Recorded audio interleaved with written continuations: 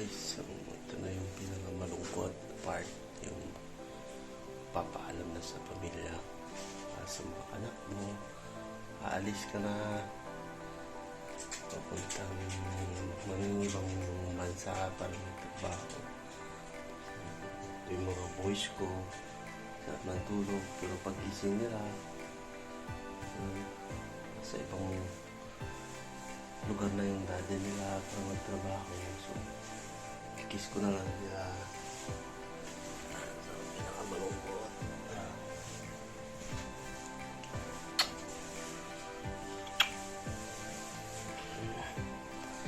Anong buhay OFW. Saklat, pero kailangan. If any items are not being added at this location, surround your savings. Coming through with this reaching them, be safe in the baggage hold. Please be careful when opening the compartments so that items inside do not fall out.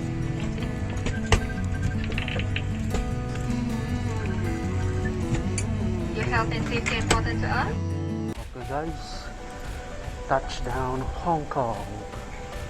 Yan. So, ay, mag-aantay ako dito ng 6 to 7 hours yata yun. Layover ko dito, then flight ako ulit to Vancouver, then 2 hours ulit doon, saka flight ulit pa Toronto. Okay guys, ito na yung bago kong adventure. Gagawa na rin ako ng bago kong YouTube channel. So, abang guys yung mga adventure, mga videos na gagawin ko doon sa Canada at sa magiging bagong pangalan ng channel ko kasi hindi ko alam guys mga yan. Ay guys, Ayan guys, ito kami nagkaantay kami ng guys namin. So, yun yung sasakyan namin papuntang Vancouver. Ayan. So napakaganda dito sa airport ng Hong Kong. So dito sa waiting area may mga charging port na. Ayan. So kaya naman pupunta sa isang lugar na mayroong nagsasaksakan ng charger. Dito sa mga upuan meron. And yung mga CR nila, grabe nga ganda. High-tech.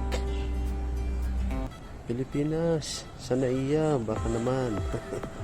Kailan kaya tayo din ano? Yan, so dito sa may portion dito na parang parang pantry dito.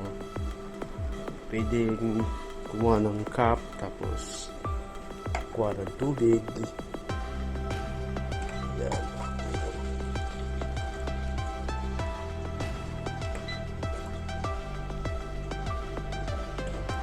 Yan. So, ano lang yung tubig. Gugutom na kasi ako.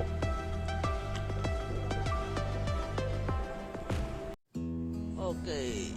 Yan. So, merienda time. Yan. Hindi na ako nakapagbaon ng pagkain or hindi na ako nakabili ng pagkain. So, meron naman akong pang merienda dito. Binaon ko para makatipid na kasi kunti lang yung budget. So, meron akong baong pandesal. Tapos yung libreng tubig. Yan. Kunti lang yung budget kaya ganito na lang. Makatawid lang. Habang wala pa yung flight kasi medyo 2 hours pa bago yung boarding So, na rin. Pandesal, saka yung free na tubig, pwede na. Talo-talo na. Ayan.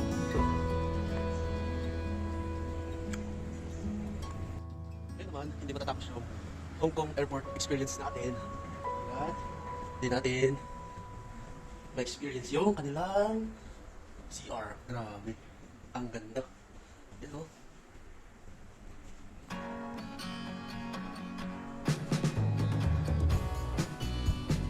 Ang ganda ng CR nila.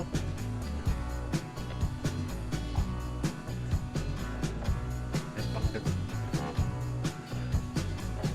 Ito guys.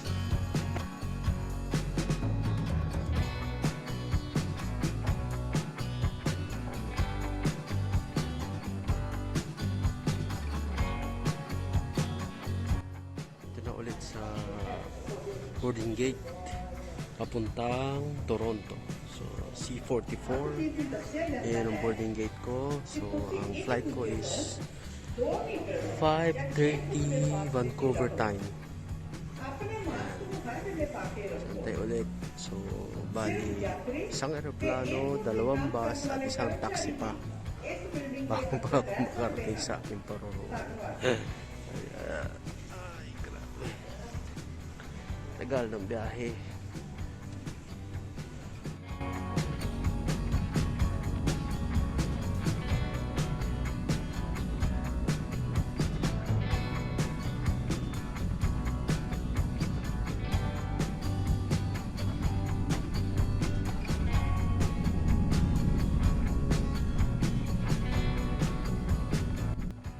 What's up guys? Ngayon tinapos ako ng umaga dito sa Toronto Airport. Di pa rin nakakasakay.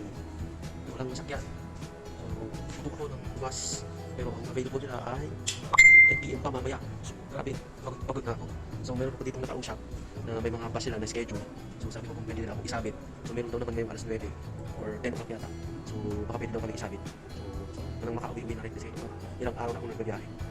So, sana may space pa. Chance passenger lang ang dating ko. Nakikisabit. Kasi parehong bayan lang naman yung pupunta namin. Yan. So finally, nakaligo na, nakatulog na ng konti, nakakain na rin ng masarap. So ito na. Dito kami ngayon magka-quarantine ng 14 days.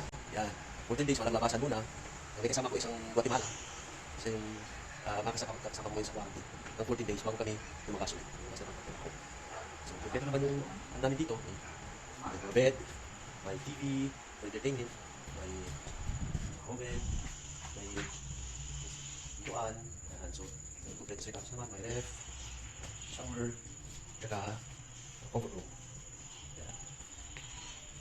So, sabi sa Aragkan, day 2 ko na daw.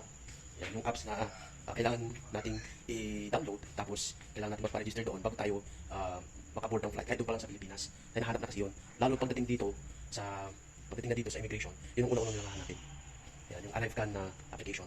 Kasi doon nila i-trace yung mga air travelers na galing sa ibang bansa na dumating dito sa bansa nila. So parang naka-ano ka doon, naka-monitor ka doon sa apps na yun. So ngayon lang, so parang dito nakalagay na doon and then meron ka ulit mga i-detect doon tapos i-update mo yun, parang ina-update mo rin yung government ng Canada.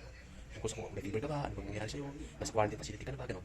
So bukas ulit, meron siya parang papa-update. So yun, so yung ArriveCan. So kailangan yun bago tayo pumunta dito sa Canada. Yan guys, so yun muna. So papahinga na ulit. So yan yung journey ko. Parang sa Philippines, umalis ako doon ng madaling araw ng Huwebes. Nakarating ako madaling araw na ng Sabado sa Philippine time. Kasi nagbago yung time pagdating dito. Pero yun nga sa Philippine time, kahaba yung biyahe ko bago ako makarating dito. Alright, so pahinga muna ako. So para makarelax naman yung katawan ko. Yan guys, dito na. So, it's no time. Oh, lamig. Yan. Kailangan ng bumalik. Pasok na. Ang lamig.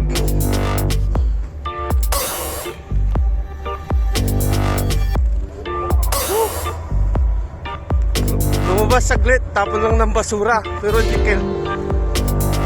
Para makasingot din ng fresh air na napakalamig. Ay. Day 2 pala ng quarantine. Yan, so matagal-tagal pa bago kami makapag-work.